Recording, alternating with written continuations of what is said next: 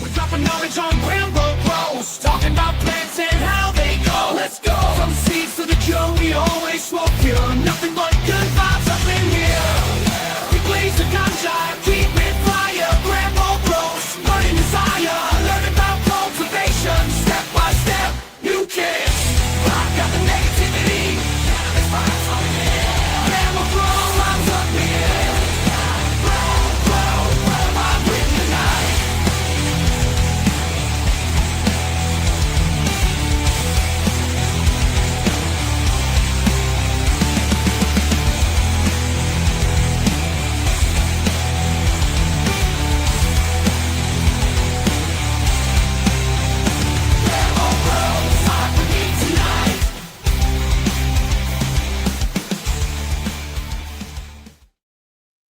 There is nothing but good vibes up in here. Welcome to GRAMBO Grows. We are here Sunday night, the late night smoke.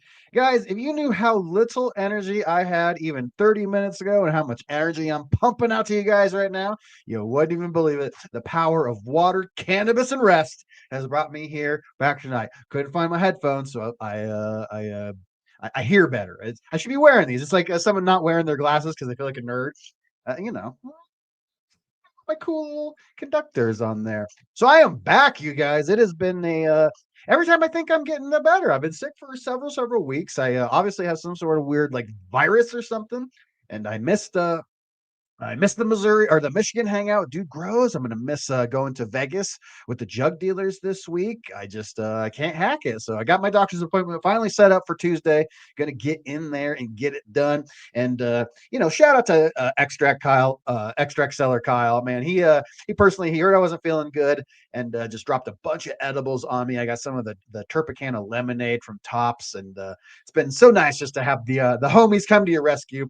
And thank everyone out there for all the nice vibes, and especially talking to you guys, the Bad River Farm fam, LJ Jones, love all you guys, Chunky Nugs, all the homies reaching out. I don't even have time to mention all the people that have been checking up on me. Love you guys. Love this community. I don't have to tell you guys, we are in a weird time right now. If anyone's been watching any content creators, you know that we've been saying a lot of stuff, and nothing's getting better. Things are getting way worse. If you watch Dude Grows show this week, you know that Scotty got a visit by our friends over at the acronym organization of the Drug Enforcement Agency. They came and knocked on his door with a task force, man. Crazy. At least they knocked. Let's go with that. Let's take small wins where we can have them. There was a time where they wouldn't have knocked and they would have let themselves in. So they came in and they, it was really just to rattle his cage. There was never any sense that they wanted to do anything. I just kind of think they knew who he was, between my show, Dude Grows show, Scotty Real 420, the Dude Grows short show. We do a lot of views. We got a lot of, reach in this world. And I think they knew if they targeted someone easy that they could go and just kind of futz with the message of like, hey, we're coming back and we're here. Listen up. And but you know what it did? It did the exact opposite, baby. We're doubling down on this thing. You're not going to force us out. I was just talking with my guest before we started, and it's like if they do what they're going to do, I don't even have to tell you. I'm not going to mention it. You guys know what we're going to do. We're going to do the thing we've always done. The cannabis community takes care of each other. It's an amazing world, and that's why I say nothing but good vibes up in here, baby. We come from a time where, like I know Gabe, and then like Jaron, Gabe introduces me to Jaron. I go, oh, you know Gabe. Well, here's like all the money I have on earth, then I'll see you in a week. And then he would be back in a week. And it was honor amongst thieves. We all knew what it was. And we're going to get back to those. We're still in those days. Hopefully we don't have to go back to those days. It's been crazy. So eventually it will come. The markets will stabilize. The big business guys will get what they want, and they'll leave the scraps for us. But it's going to be a big market, and I'll take some scraps. If you know about my dating life, I'll take scraps. You guys know what it is. No, I'm just kidding. Am I? I don't know. Fuck yeah, you guys. So today's an awesome one. I got to meet this guy through Gabe over at Jug Dealers, and shout out to Gabe. He's doing big things over there. Gabe's one of the people proving that cannabis on a large scale can be done right. It is the real life. And John Lindsay knows what it is. Put the poo emojis in chat. She was a nice girl. She wasn't like a bad person. It's just things things went sideways on that one. So Gabe's doing well over there, and that's one of the things when you see guys like Gabe taking over these big facilities, when you see guys like Michigan Matt taking over these big facilities, these are the people you want. Someone's going to be doing these big facilities. You want some like cigar smoking, like big wig, like yeah, put the plants in there. I know what the kids like. They like this fucking bubble gum. Put more runts in there. That's what the kids like. We don't want those people. You want guys like Michigan Matt. You want guys like Gabe. So support anyone that's taking on these big projects. Don't give them any snuff about, selling out or giving into corporate cannabis. We want corporate cannabis is going to be a thing. It's going to be. And we want to make sure that it's all of us in this community that is running it. Good growers. So if you see what Gabe's doing over there, make sure you follow G Money Love on Instagram while you still can. I don't know. Yo, L420 DGC. The GramBorg #1, and shout out to the GramBorg. Thank you guys so much. I've been gone for like 3 weeks, and I suspected I'd lose almost all of my members as we went down, and you guys have held on with me. So thank you endlessly so much. Lots of good stuff coming up. So this next guy I met through Gabe. He said stuff that blew my mind, and I knew I wanted to get to know more about him. He was at the Cup doing live. I don't even know what you'd call it. Let's just bring him in. We got Jesse from Mothership Labs coming in. What's up, buddy? What's up, man? How you doing?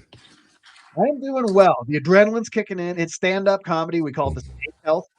Yeah. Once the camera turns on, it's just like boom, boom, boom, boom, boom. And once I Get turn moving. the camera off, I turn back into a pumpkin and I go lie down.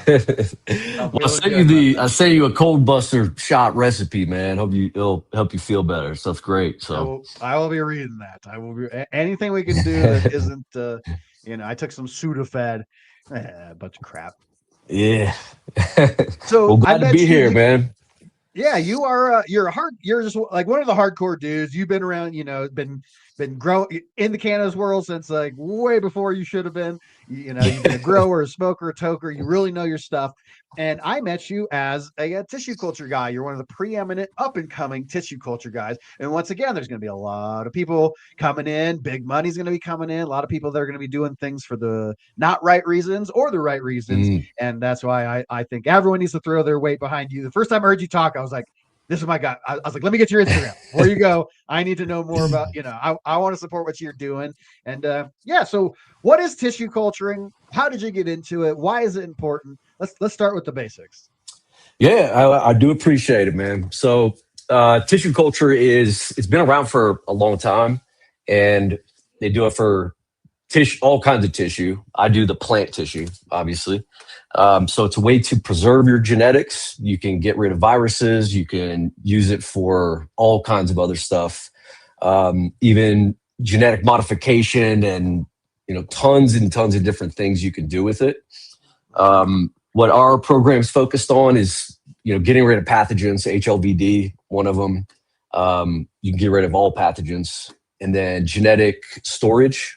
And you could also do propagation. Those are the big key ones that most people, when you're talking tissue culture, think of, right? So genetic storage, get rid of viruses, pathogens, and propagation from tissue culture. So for people who aren't familiar, it's aseptic, so sterile tissue that goes into sterile agar in little containers. I got a bunch here. I can pull out for you if you want. And you're growing them in sealed jars, basically. From there, you can acclimate them, pull them out, make new mother stock. I'll tell you, it's really nice not having to keep a bunch of moms alive. So right, it's a huge benefit there, for sure. Yeah, I was at a facility over on Peoria a couple weeks ago filming with Jaron, and they had 30 moms, and it's just like, dear God. And there's hundreds and hundreds and thousands of different cultivars that we want to keep out there. It's like, it's just not practical, right? Oh yeah, and actually, shout out to Gabe too. I just did some of his plants here. We just moved our lab into the new facility, so I got all my small equipment in my living room. I'm just transferring stuff. But yeah, taking care of that stuff's expensive, and since I have, I think, over 200 on my shelf over here, and I have another few hundred I got to process. So just don't touch them, and they're fine. It's right. So like definitely worth doing. like everyone in my community knows, like we're always talking about Jaren's GMO cut. Oh, Jaren's got this cut and the GMO.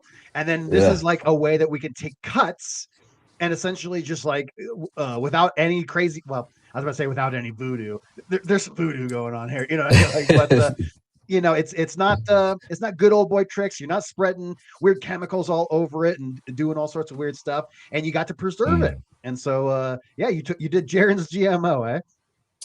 I think I do have, if I got it from Gabe, I got Jaren's GMO. Yes. Yep. Yes. That was, and I have my GMO and 4 other ones, I think. So it's so crazy. And now in that, like, is there a way of like separating, like when you say you got several GMOs, is there like a practical way of like determining like what is what within a phenotype? Like what is like on a genetic level, what is a phenotype? Is it just like, is that like RNA sort of things flipping on and off? Is it what is it? Good question. So there's a couple ways to approach it, right? Your phenotype is the physical expression, right? You plant a bunch of seeds and you're going to get a bunch of different physical expressions. Right. That's the genotype. Yes. Yep. Or that is what it is genotype by environmental interaction. And if I could also plug in what if you explain chemotype as well. Let's just get it all out there. Let's get the glossary going. All right. Okay. Yeah, so chemotype, like what chemicals is that plant synthesizing or creating, right? You got THC, all these other compounds. So that'll be your chemotype. Genotype is actually the genes. If you remember back in high school, right? You're looking at the Punnett squares, all that stuff. So you don't see the recessive genes. You don't see all these complex interactions of genes. So that's why, especially for breeding, doing genotype breeding is so effective. You can do molecular markers and all kinds of stuff. So the phenotypes, because tissue culture is usually the reason it was popular and started getting widespread is using it for plants that don't really create a bunch of seed. And plants that are hard to propagate, like orchids, and cannabis has no problem making seed and it's easy to propagate. But you pulled up the Punnett square. There we go. Yeah.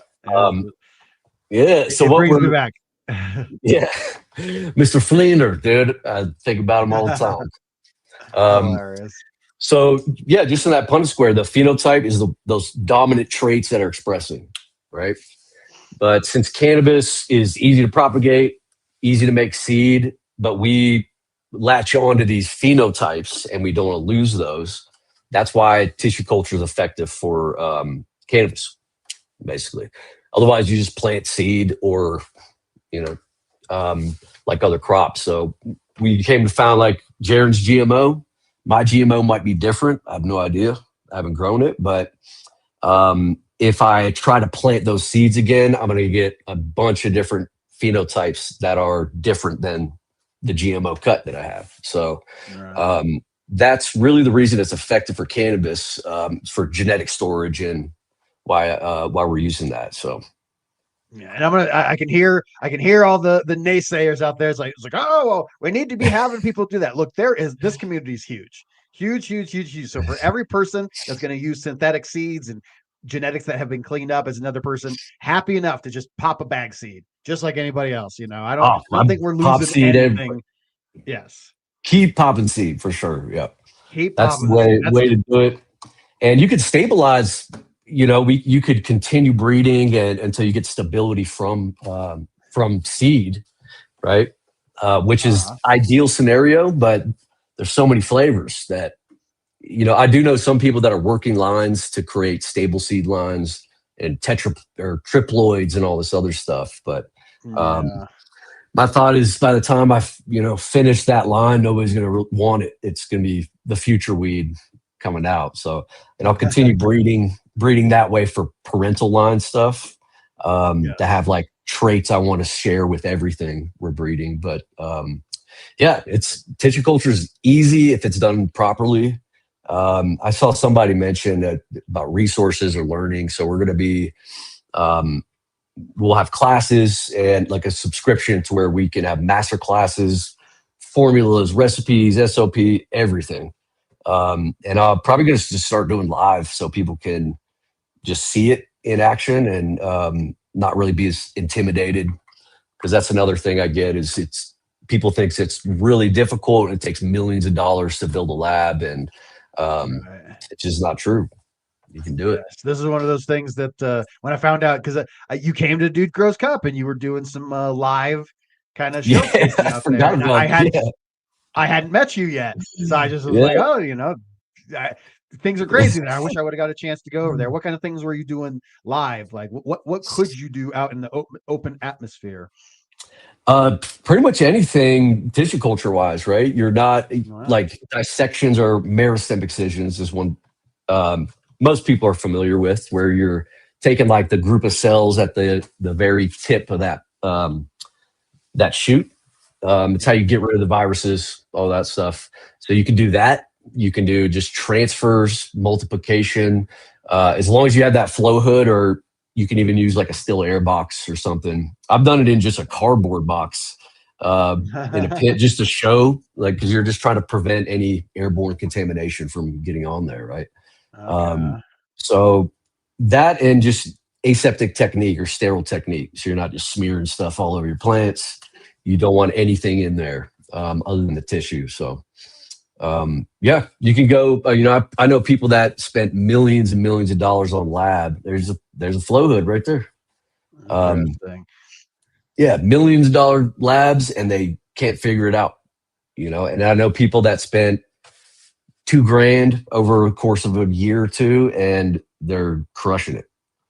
Wow. So you can do it. Just matter if you learn it and practice. Once you practice enough, you feel comfortable. It's not difficult.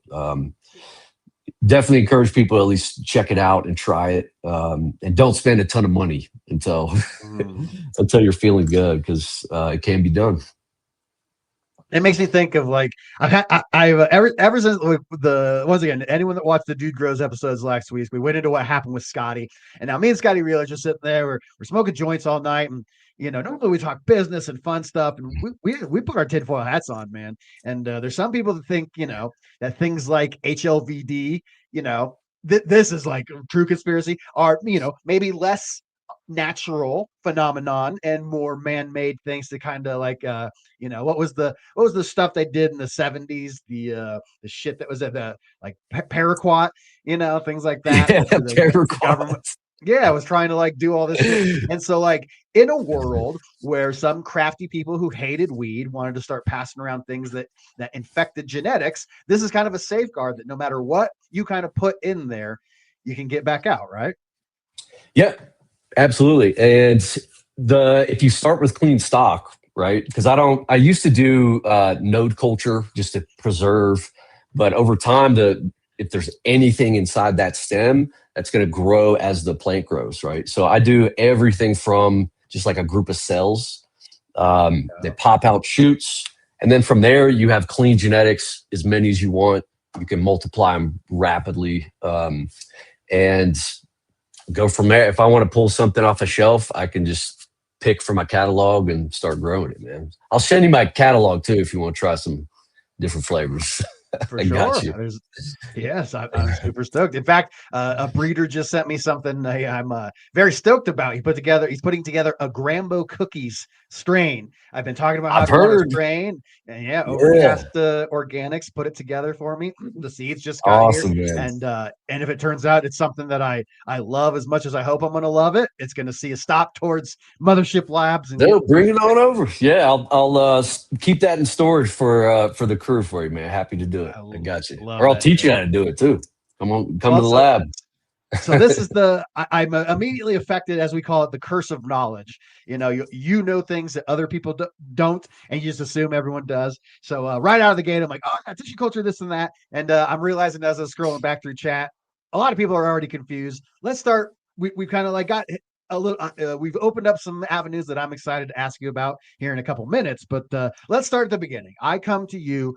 I have some genetics. I got this classic thing. I'm the only one with it. I think of like someone that had one of like the original sour diesels, whether it was AJ or the sour crew out east. And before everyone got a hold of it, I come to you. What do I do? What do I got to bring you? What exactly are you needing? What is it? Let's start at the very, very beginning. 101 tissue culture 101. What is it? Gotcha. So what I usually ask for is like 6 to 10 clones, right? Because what we're looking for that very tip of the tissue, so the apical meristem. And the reason we use that is at the very tip.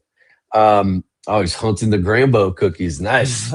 West Coast wit, man. He's my guy. That's my guy. Awesome. So if you look at the very tip, right, your main shoot, that's where our cells are rapidly dividing and the fastest, right? The healthiest under, the best lighting, everything. So if I take those cells and what I do is dissect those under a microscope, you can barely see it on like the tip of a needle. Just a reference of how small it is. And the way it works is each cell has what's called totipotency, or the ability to create an entirely new plant out of one cell. So with that knowledge, we can take that, and the reason it gets rid of pathogens as well, it's essentially a mechanical removal. The vascular system of the plant is not connected because they're just cells. They're undifferentiated. That's what they're called. So if they're not, they don't have all these cell walls, or they're not, an organ yet, pathogens can't go through it and, spread through that. So by just taking those cells off, we're kind of removing them away from pathogens in the other tissue. And then inside the flow hood, right, being sterile, you put that on a gel, it's agar. So what's inside that is basically nutrients, hormones, vitamins. That's it. I'm going to make. Found a little, I was thinking, I was like, oh, you know what? I actually have a video. Oh man, look at that. It dawned on me. I was like, oh, I have behind the scenes. Dude, you came prepared, man. Yeah. So for everybody else, I built a lab behind my house and locked myself in there for a year and a half. Lost my mind. It was great. I don't suggest it. But yeah, that way, because we didn't need a commercial facility or anything else. I wanted to be able to perfect our formulas, running trials, all that stuff. So that's when I met GRAMBO and the crew, I guess. I met you at Jug Dealers, but yeah, I got Jerry and Gabe came by. So yes, I'm just now acclimating to society again, being able to talk normal. So it was crazy. That's hilarious. And so one of the things that definitely is a misconception that I'm hearing people that do talk about, because it is a miracle of plant science that we're able to do this sort of stuff. It's not a total reset, right? Like if you've got a bunch of genetic accumulation, like it's like the genotype times environment, right, becomes the phenotype. You're turning on certain genetic markers, turning off certain genetic markers. You can't turn on and off those things, right? So it's not like setting it back to a day one reset. I tissue culture something that my buddy got from his buddy, they got from his buddy. We're not setting it back to day one for them. We're setting it back to day one for me, right? So there's a lot to that, right? The genes on and off thing, right? That's referring to epigenetics, right? And what could happen, and what's terrifying is this happens to humans too. So it passes on if you're breeding or having kids, that passes on to the next generation. Crazy. So what it does is you obviously take a sick plant, you get rid of all the viruses and everything, it's going to be a healthier plant. To what extent does it change what people call genetic drift, which drives me crazy? It's a population genetics term, all right? But yeah, it's a lot of those expressions when people are like, it has genetic drift, it's just not the same. It's just an accumulation of all this, like pathogens and other, tons of stuff, bacteria, fungi that's in the tissue, pulling resources from the plant and accumulation of stress, like all that stuff. So we get rid of all of that and the plant can start fully expressing those again with more of its own resources, right? And because cannabis is so diverse, it's going to be difficult to, I'm going to do it, but test every plant and looking at those epigenetic changes, right? That they're fully expressing. Because we'll pull plants out and they are definitely outperforming everything compared to the original as far as the side-by-side. But there's a lot that can happen, and there's a lot that we don't know as far as like the epigenome. We can actually test and see that stuff now with new sequencing tech. But yeah, so what it does is it kind of gets rid of all that stuff. The stuff that we have tested, it does alleviate some of those, so methylation and some of these things that are preventing gene expression and gene silencing and all these things. Because they can just turn genes off. That stuff happens, right? So going back to the question, it's hard to, the answer is difficult, right? It does reset the plant as far as health. Does it? We're growing it from a cell again. And if it's done properly, then it far outperforms the original. Fascinating. That's so cool. So like someone that had, this isn't even like things about storage or any sort of like changing it in any way. That's like that you could literally bring in some genetics and then have you just clean it up. You get the exact same genetics back, and now they fully express in a way. And when we talk about express, we're talking about growth patterns. We're talking about the way it tastes, flavors, cannabinoid structure, the whole kit and caboodle, eh? Yeah. Yep. And the key is getting them re-inoculated with like beneficials in the plant. Yeah. And I don't suggest people just start flowering out stuff from tissue culture, because you have to kind of retrain it is a good word for it, but like reacclimate to your grow environment, right? So I grow mothers out and I'll take clones off that mother and then start flowering that way.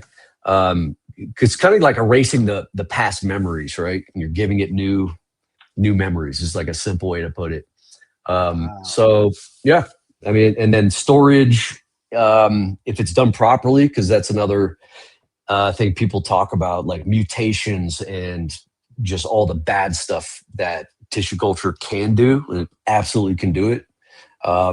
So yeah, we've redone everything from scratch. So everything coming out is almost brand new. No mutations or problems or hermaphrodism or anything. So crazy. And so I'd say the thing I'm realizing as we're going here, I was like, I got like 20% brain life. So of course, like one of the most like excited, I normally I'd have so many questions in my brain. Is just like, I have one of those like, oh wow, man, like cool. Maybe I gotta get higher. Maybe we gotta grab a pen or something around here. But the thing that I was like, I shit the bed I should have led with earlier. One of the more fascinating things that I've seen is the synthetic seeds.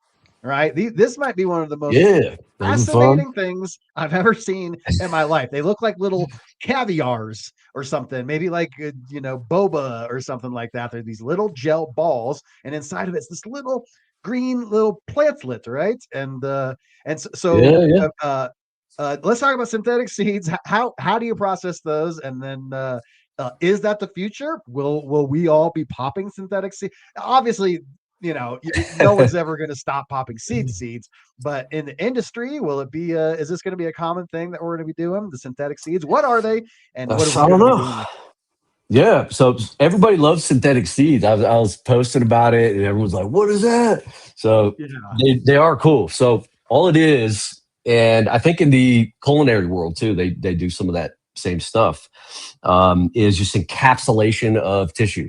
So it's under sterile conditions, just like all the other stuff, and you can do it with a node, which chopping them up into tiny pieces, and then you're basically putting them in a solution. And there's two solutions, right? One has the nutrients and hormone stuff and everything we want as far as the formula, and I mix that with sodium alginate, sort of like boba tea, or you go to a fancy restaurant and they have these little whatever. I don't even know what they do with those. So you pull it up in a pipette, and as soon as you drop it in calcium chloride, it hardens. So you end up basically just encapsulating pieces of tissue. So it's protecting it in like a gel agar. And they're easy to ship, more stable. And that's really the reason I use those is to, if I'm going to fully stock another lab, I can keep them into a refrigerator for up to a year, which is good for a lot of things. I wouldn't store genetics that way. You can. Yeah, there you go. So those are nodes. It's kind of a misnomer, right? Calling this a synthetic seed. Not accurate, really. These are plantlets contained within. There's nothing. It's not like you created a plastic seed with genetics in it or something. Yeah, well, a real synthetic seed is different. So a real synthetic seed has synthetic embryos in it, which we can do, but it's one of those things. It's like I look at it more as like a parlor trick. Like, look what we could do. I'm not going to plant those, or they look cool. But so that can actually grow, a root and shoot and turn into a plant. These you can grow them in tissue culture. So you can pull those out, put them in a tissue culture vessel with agar, and they'll start growing again. So it's cool if I got some in my refrigerator, one of my refrigerators, up to it's like a little clone pod. Exactly. Yeah, that's a great way to put it. It's not a synthetic seed. Yeah. It's just a housing for genetics.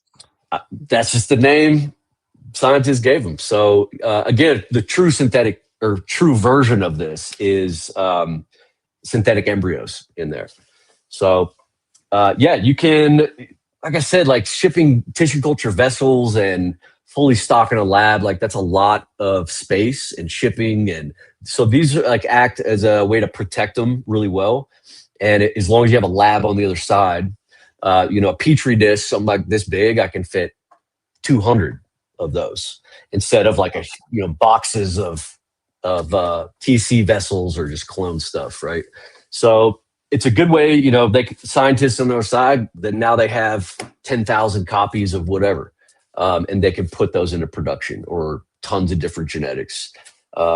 So yeah, there's a lot of other stuff that you could do with them, but it's really a question of efficiency and cost. Like they're really easy to make, and you can do them pretty fast. But I'd rather it just depends how we use them. Shipping, especially anywhere, it's really nice if they have a lab. Otherwise, I don't really make them. I'll just pull from a tissue culture vessel or take a clone. That's, easy way to do it. But they are little clone pods. Exactly. Little clone pods. It's amazing. I love that this is happening. It's one of those things we can get jaded by things like, I always think like if 18-year-old me could see like where we're at right now, I'd be super stoked, man. We're smoking dirt weed out of metal pipes, and now we've got legal places where we can go into the genetic basis of these plants and protect the things that we really like about it. And is big business going to capitalize on this? Of course. But are we going to capitalize on it just as much? Of course. This is good for everybody. And so I'd be remiss to ask. I didn't. This is one of those things, because I'm not interested in it, I never really like go deep in it. Everyone talks about genetic modification, right? And so like CRISPR is one of the big ones. It's like that's what's going out of right now. Cortez with I smoked out a pop for real. Yeah, I was the MacGyver. I've done it. If you could take the tab off of a pop can and then you bend it in half and then twist it, you got a sharp point, and then now you could pop all the holes into the can and everything. My favorite was a carrot, dude. If you're in a pinch, you can just carve up the fat end of a carrot. It doesn't taste. I mean, it tastes like carrots, burnt carrots, but you got to get creative. We did. There was a time, you remember Tommy Chong got arrested for bongs. Remember that era? Oh yeah, yep, for sure. There was 2 states that had made glass equipment illegal. It was Massachusetts and Iowa, where I was from, and they made glass illegal. And I remember to go buy a glass pipe. I went into the shadiest crack house I'd ever seen in my life, the thinnest glass humanly, that a human could ever freaking make. It was just the cheapest, crappiest stuff, and we're paying out the nose for it. So I experienced the time of true prohibition, not just the plant, but glass. It was like precog. It's like no, you might use this glass for drugs, so now it's illegal. What? Oh man, yeah. I grew up in Kentucky, so there's like for a while. There's like one or two head shops there. You go in there and you don't talk because they'll kick you out. You'll be like, none of that. But, yeah, it was crazy, man. The days of water pipes. Let's not forget water pipes. Yeah, that's it. So genetic modification. What is genetic modification? Why do people hate it? How is it different than CRISPR? Is CRISPR genetic modification? These are the sort of things that I never looked into because it's not part of my life. But people are very worried about genetic modification. Let's clear up why tissue culture is or isn't that, and what's bad about it, what's good about it.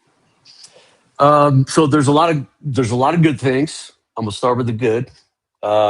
Research is one of those, right? You can genetically modify. It came from Chad Westport. GMO wasn't 100% bad. Everyone settled down. Yeah, there's good things, right?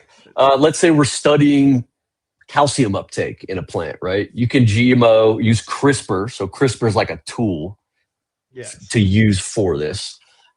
You can, let's say you get the bioluminescence genes, was like luciferin or something, and you can GMO that into something, and you can watch molecules move within a plant. That's fucking cool. I'll do it. And even if you look at breeding in general, like if you are selecting plants as human, we're picking plants, killing the rest, and making that X cross, that is genetic modification, just for perspective, right? Just definition wise. Definition wise, right? Because it's, if it's a wild population, it's untouched. They're crossbreeding amongst themselves. The minute we step in and start selecting and mating plants, we're modifying those genes, right? Fair enough. Nobody thinks about that side, so I figured bring it up. So there's also good stuff for, on the medical side, creating medicine grown from plants, things like that. I heard a lot of kind of stigma around it that people don't like.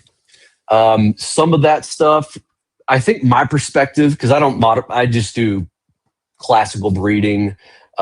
We use tools like tissue culture to preserve genes, and you can use those to modify them as well. But then there's the molecular side, right? Which is looking at molecular markers. So a good example, if we know what genes cause purple, we could change those genes with genetic modification. But the tools we use to look at those, at the genotype, that's molecular breeding stuff, right? Wow. So some of the downside, one, I think it takes away from like the fun part of cannabis and breeding and the community stuff, and because that's just not only fun, but it takes the human aspect. Like, I want this chemo, I want the highest THC possible, I want this, and you change it, and it's like there's no connection to the human side. That's what I got into this for, and I know everyone else did. Like the interacting with the plants and selecting, and it becomes yours, and you're like, I made this, instead of just punching out a gene and sticking something in there, and now you have whatever, right?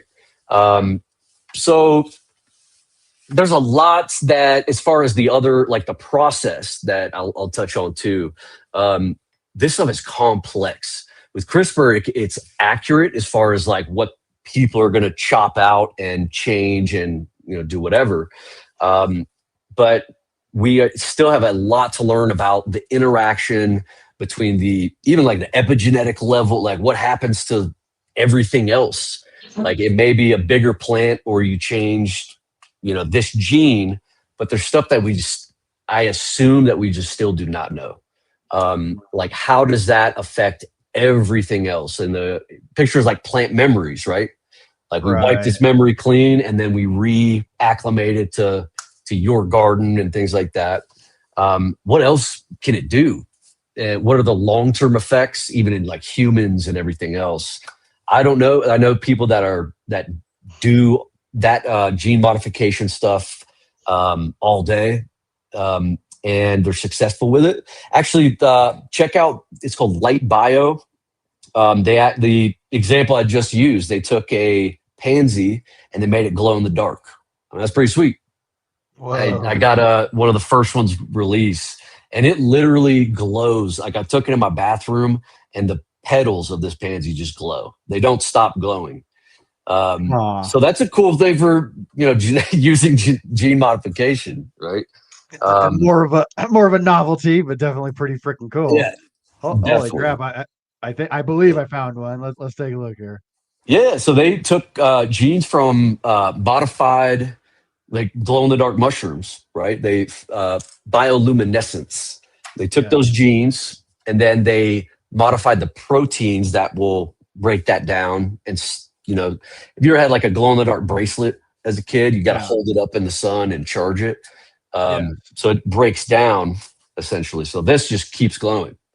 So those are, and there's stuff that, like, I know some private groups that have fully modified cannabis plants and everything. It's crazy. Like, I don't think people understand how far things have progressed in that world. I think some people understand that it could progress there, but they just think of it as a nebulous comic book villain, whatever but they're doing it, right? It is terrifying, man. Like, fully disease resistant, like, whatever. And now we have with AI, we got the capability to create synthetic genomes. So you can just type in blah, blah, blah, if you know what those genes are, and it can spit out a genome, and you can hijack a cell and then use tissue culture to grow it. And then you got a plant. So I think of, like, over Thanksgiving, Scotty Reel gave me the login to his account to go play with, like, the AI stuff. So I was like, but I like to make things in real life, but I'm sitting at home alone over the holiday. Let me play with it. And I'm looking at it and I'm just going, this is the most insane thing ever. And I took a little moment to, like, at least it's stuck in there, Yeah. You just said that, and I go, it's like The Ring, like the girl crawling out of the TV. Oh, dude. It's like I can type into the computer, get a code, bring it back out, and then now it pops out, and now that real monster goes from AI generated to in my. Oh yeah, that stuff it's insane.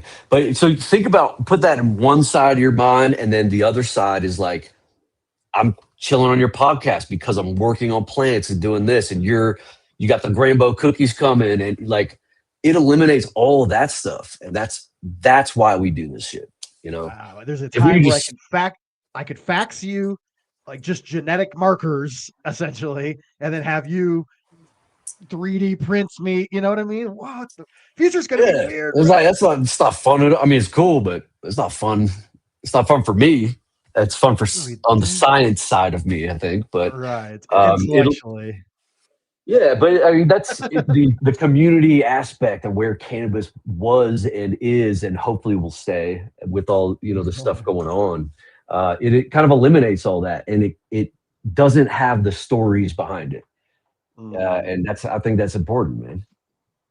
So it is 100% important. That's one of the things that I always tell artists and everything, people that are, like, worried about AI taking over and all the stuff. I think like live streaming you making a painting, and then having, like, whether it's like oh shit! See, my brain's just not working. Like a blockchain, having, like, a blockchain certificate of, like, this is a human-made thing, and this came from here. It's very, very much important, man. It's not to be lost on, like, how much we don't think of that our stories mean anything. There was a great a test done in all these colleges where they would pass around, like, just the professor's pen. Right. And they hand it to, and they pass around the class. They go, this was Albert Einstein's pen. And then every person's like, whoa. And they're like, and then they take a sweater and they'd be like, this was fucking, the Charlie Manson sweater. And be like, oh, get it away from me. Like, people really believe in vibes, and whether or not that's true or not. And the older I age, the more I'm starting to think it really, really is. I think things do have and I said, nothing but good vibes up in here is my motto these days, because I really believe vibes is a real thing. Stories are real. We're all connected, man. Yeah, really are. I responded to a comment, I think it was today or yesterday. Somebody was asked about electroculture. It's like harnessing energy from the atmosphere, right? Sticking like metal rods into your garden beds and stuff. Yeah. So if you think about this, I saw a comment. I'll respond to that here in a second. It's great. So if you think about it this way, down to like subatomic particles, right? They're made of electrons and quarks, right? You also have like leptons and all this, just mumbo jumbo. What are those made out of? They're just energy. At the end of the day, energy, man. That's it. Different frequencies of energy just vibrating, right? So there's the story of the guy who discovered quarks. He said the day he woke up the next day, he feared getting out of bed for fear of falling through the floor. There is no there, and that's horrifying. Which is why Jesse, I've become a simulationist in the last few years. I took a lot of simulationist, and nice. I'm fully in. When you look at math, welcome, Grambo. Thank you. It's good to be here. So, nothing is real. Nothing is real, bro. It's so crazy. The electroculture. We get a lot of questions over at Dude Grows about the electroculture. Oh, I never nice. understood it enough to really like get into it, but I don't know. Look up Nikola Tesla, not Elon Musk Tesla. Look up the real Tesla. God damn it. Yep. And it's crazy if you look at like ancient texts, or I won't say ancient, really, really, really old texts, right? The elements, because you got earth, wind, fire, water. The other one was ether, AETHER, I think. Yes, right? The ether. The ether. And this gets, I mean, dude, I think that's real, man. Because you look at the work he did, and then you see all these little things connecting. It's a rabbit hole worth going down. So, but that's part of where like that electroculture stuff is like kind of came from. You're harnessing the ether, which is free energy, atmospheric energy to some extent, right? And if we're all just little vibrating globs, it's doing something. Salt Life asks, like, how can I think my daughter's a simulation? Because when you get down to the nitty gritty of it, these questions you ask stop ceasing to mean anything.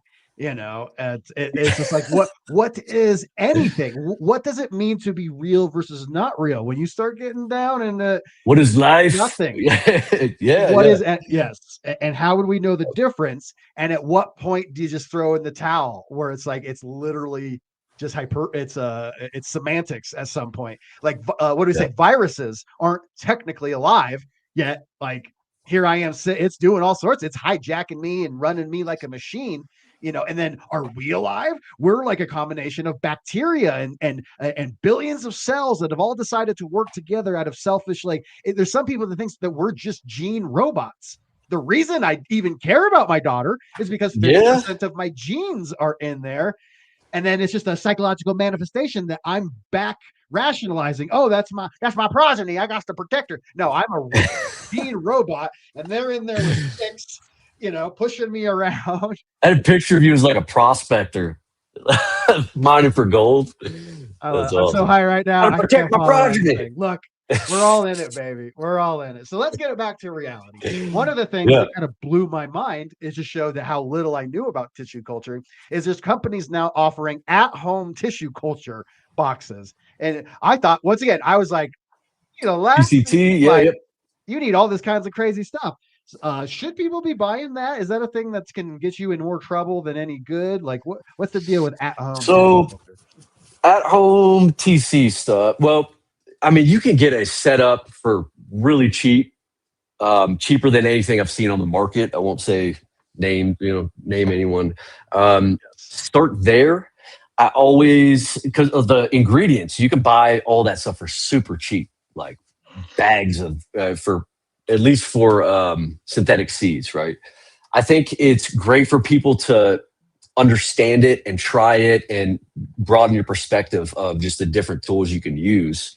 Because you just get better at doing tissue culture. You get a better understanding of plants and how they work just by looking into it. So, but as far as supplies and equipment and things, it's all stuff that is super cheap, easy to find if you just know what to look for. And you can save tons of money. Like I have enough for synthetic seeds, like when I was making them, I have enough to last me forever. You don't need much, and you don't need to pay a ton for it. So always keep that in mind. There's a lot of other places too that are just not well known in the cannabis industry. It started getting like, it was a hot topic, right?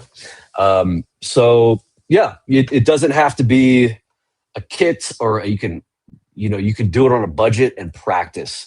Again, I think it's good to understand, and the more you're trying different methods, the more you understand about plants, right? And that's good all around.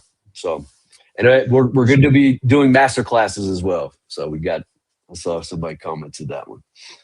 Yes, and that's definitely something that we're gonna have to. I told you as we're going forth. I as soon as I met you, I was like, "This is the guy."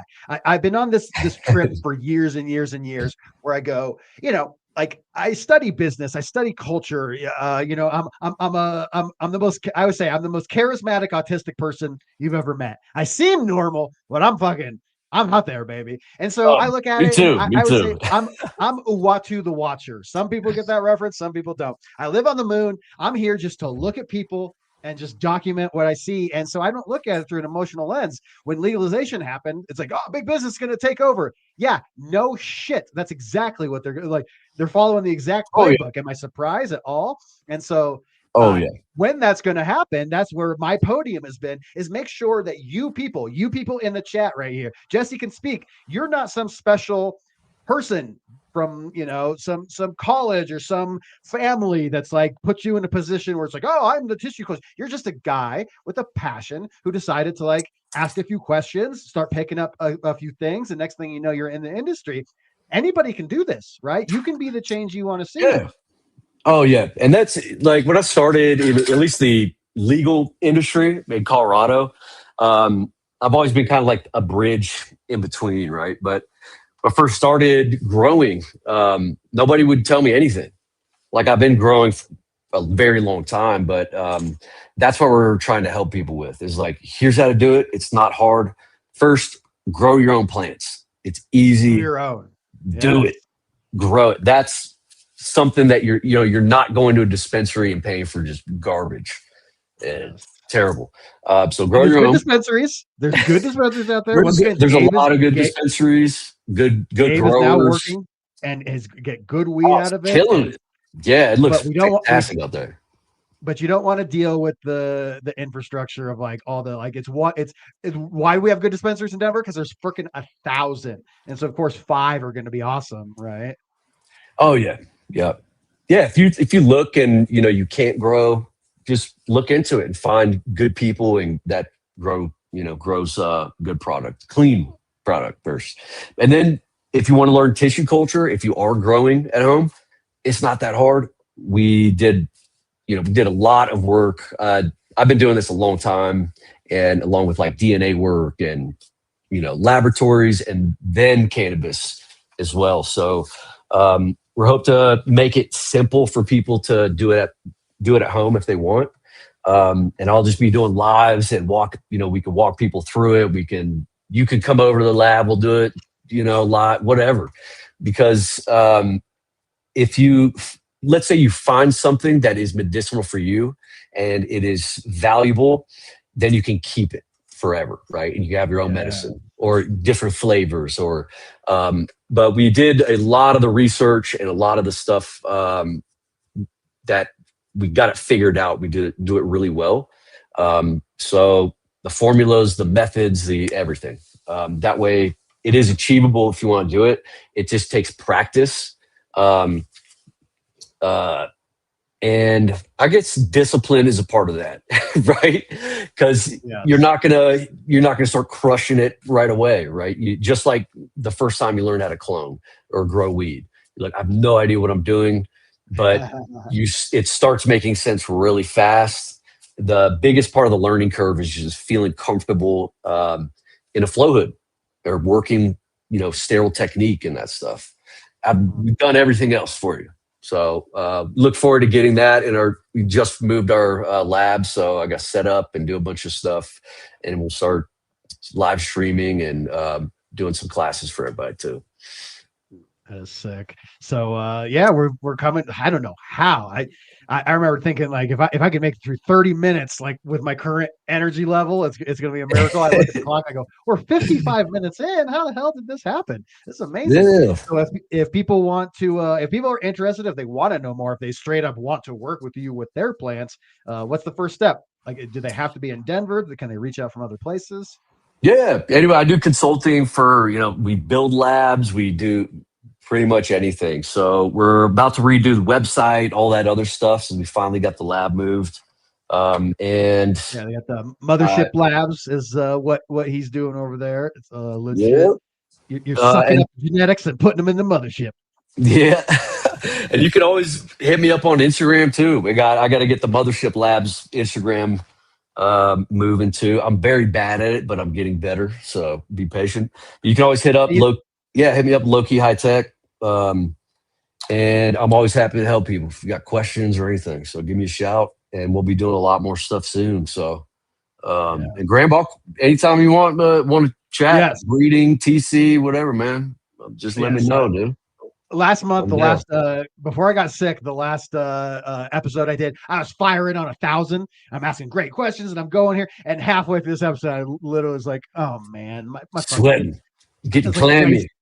Your genius is wasted on me today, my friend. I had, it's fine, dude. It's my good looks. I mean, bro, we're killing it on the good looks. Come on, dude. Your avatar, or whatever, is jacked. I assumed it, at first I thought it was just you. And I was like, oh, it's an avatar.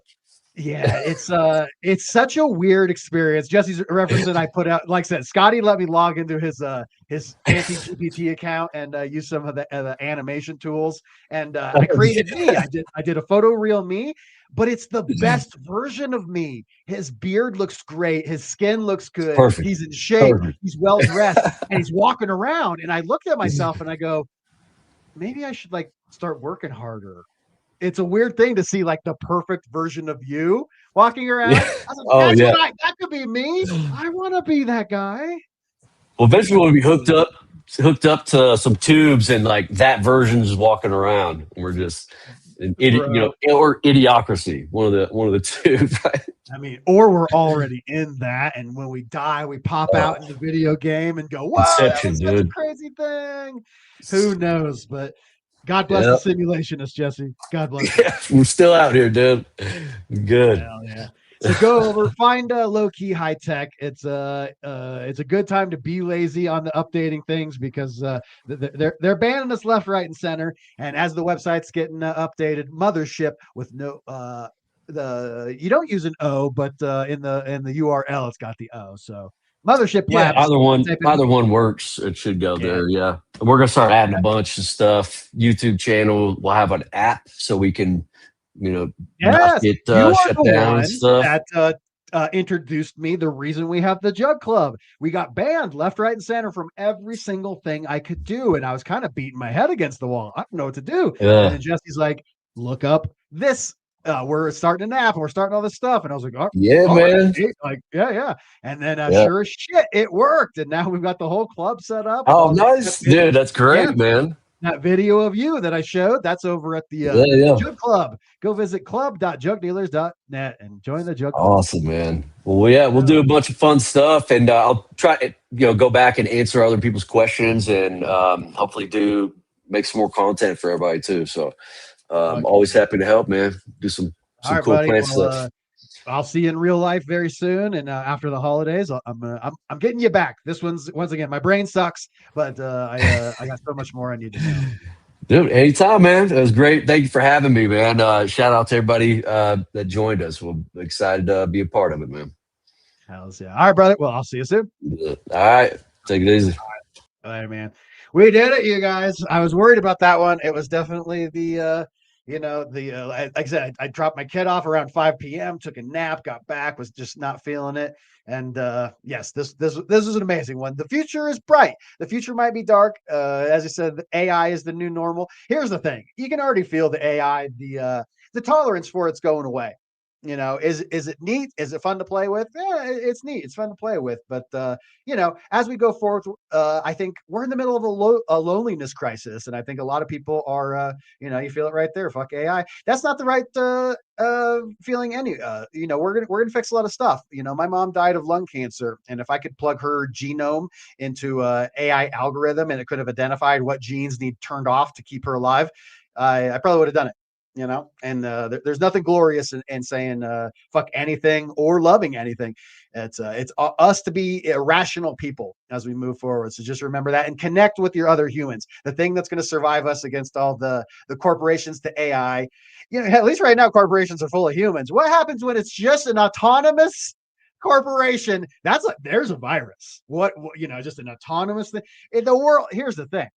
This is why I'm a simulationist. The old Chinese proverb, you know, you would simulate novel times. Terrence McKenna used to talk about this. If it was a simulation, we would definitely simulate the most novel time on Earth. Well, my friends, we seem to be living in one of the most novel times in history. What a weird coincidence. But it's the people. Stop being afraid of people. Stop saying fuck people. Stop judging people on politics and all this sort of stuff. It is literally the thing that is going to rescue us from ourselves, is uniting with our fellow people. And I have to give a shout out to a couple of people right now. LJ Jones dropping the 5 gift subs. Endlessly appreciate you, LJ Jones. LJ Jones has been the backbone of my membership program. This guy has introduced more people into the GramBorg than I would even know how to calculate at this point. And coming up in second, right on the heels, the Bad River Farm fan, Cody Wigger, dropping 10 gift subs. We got 15 new members. Guys, I've been sick. I don't know if I can hack a post show today. I really, like, literally, I just went and I'm not going to gross you out at the end of the show, but I got a big box of tissues right here. And it ain't because I'm sad. It's because I am leaking things out of every orifice. And I don't feel good. So I'm going to just eat a little Parmesan cheese out of a bag and go straight to bed. That's my plan. But I will do a post show. I'm going to, we got Dude Grows this week. If I have to get out of bed for work, I'm going to make sure I double dip for you guys. Endlessly appreciate you guys, and just know that you are the reason that I do this show. Not monetized, not sponsored, literally just the GramBorg. Guppy, thank you. It's yeah, everyone reaching out on Instagram. Sorry I've been distant. It's been tough for me to keep up on it. And special shout out to Chunky Nugs. He's my man. Love that kid. Annie's in the house. Welcome, Annie. It's rare to see you out there. Welcome, Fap Zero. What are we doing here? GramBorg. Love this show. And yeah, I didn't prepare a thing. Everything is just like I'm just behind you guys. So I apologize. I don't have the fancy schmancy thing that I usually have for the outro with the members, but you know, we'll be back next week. And I got my doctor's appointment on Tuesday. If I'm dying, I'll let you know. But for right now, I'm living, baby. So I love all you guys. There's nothing but good vibes up in here. My name's Josh Grambo. This has been the Late Night Smoke, and I will see you Tuesday for Jug Dealers, Wednesday for the Dude Grow Show, and right back here next Sunday, 8 p.m. Mountain Time for the Late Night Smoke. Love y'all. We're dropping knowledge on GRAMBO bros, talking about plans.